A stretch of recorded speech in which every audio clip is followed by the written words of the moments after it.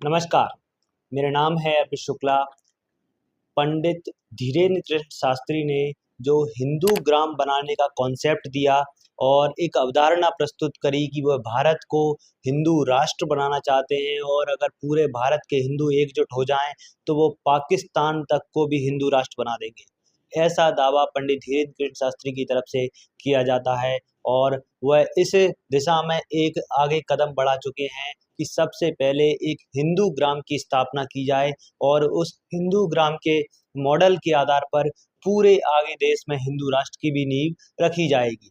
हालांकि अब कांग्रेस पार्टी है वो इस पर पलटवार करते हुए दिखाई दे रही है, क्योंकि कांग्रेस को डर है कि ये इस कदम से उनका जो वोट बैंक है वो प्रभावित होगा और सीधे तौर पर ध्रुवीकरण होगा और सीधे खाता जो वोट हैं वो बीजेपी के खाते में जाते हुए दिखाई देंगे।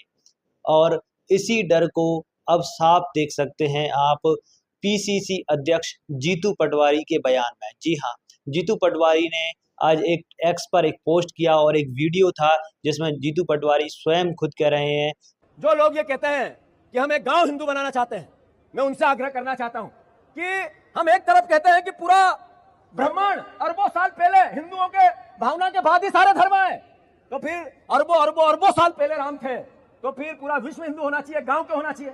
सही है कि गलत? इसलिए गांव होना चाहिए कि वोट बांटने, वोट का ध्रुवीकरण करना है, इसलिए होना चाहिए।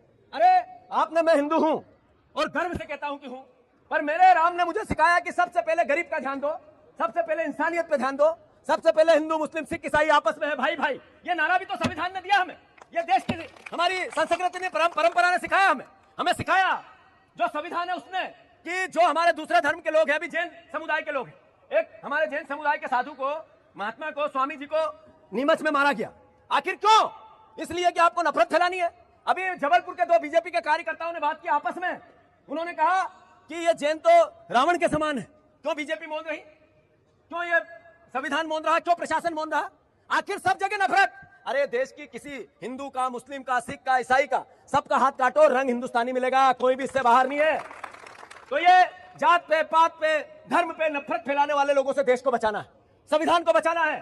हमारे परिवार के लोगों ने जो संविधान बनाया, बाबा साहब अंबेडकर ने संविधान बनाया, हमारे पूर्वजों ने, कांग्रेस के पूर्वजों ने संविधान के पहले देश को आजाद कराया, हमारे इन महापुरुषों ने, कांग्रेस के महापुरुषों ने देश के संविधान को लागू किया। आपकी और हमारी सबकी बारी है कि देश का संविधान अब हमें सुरक्षित रखना है, उस पर जो हमें मौलिक अधिकार दिए, सब इंसान का हक बरोबर है, उसका ध्यान रखना है। डरो मत, मिल के लड़ो और इंसानियत के लिए लड़ो। या नफरत के लोगों से जब तक आंख से आंख नहीं मिलाओगे तब तक हम इनका पार नहीं पा सकते। कि अगर हम हिंदू की बात करें तो हिंदू तो अखिल ब्रह्मांड में है और हिंदुत्व की उत्पत्ति और सारे ही ब्रह्मांड में सनातन धर्म विराजमान है। तो हम कैसे कह सकते हैं कि एक गांव से हम हिंदुत्व की शुरुआत करेंगे, हिंदू राष्ट्र बनाएंगे?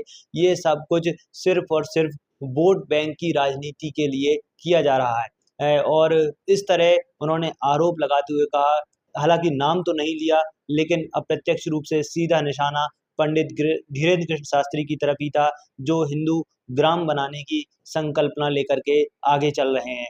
हालांकि ये देखना अब दिलचस्प होगा, वहीं कांग्रेस के कई नेता जो कि धीरेन्द्र कृष्ण शास्त्री के पास जाते हैं, जैसे कि हम बात करें कमलनाथ, जो कि कई बार पंडित धीरेन्द्र कृष्ण शास्त्री से मिल चुके हैं और आगे कथाएं भी करवाते हैं, और लेकिन यहाँ पर जीतू पटवारी ने साफ तौर पर अप्रत्यक्ष रूप से निशाना साधा है पंडित धीरेन्द्र कृष्ण शास्त्री पर, और इसके साथ में ही कहा कि नीमच में जो घटनाएं हुई, जैन महात्माओं की हत्या हुई, उनको अपशब्द कहा, जैन धर्म के बारे में अपशब्द कहा, तो इस तरह की बातें बीजेपी प्रसारित करती है और उसका एकमात्र उद्देश्य है कि बीजेपी अपने वोट बैंक को मजबूत करने के लिए, ध्रुवीकरण करने के लिए, लोगों को बांटने के लिए इस तरह के कार्य कर रही है। फिलहाल ये जो घटनाक्रम चल रहा है, इसके ऊपर आपका जो कुछ भी सोचना, अपनी राय जरूर लिखें और बने रहें हमारे साथ ऐसे ही न्यूज़ अपडेट्स के लिए, और सब्सक्राइब जरूर कर लें। धन्यवाद।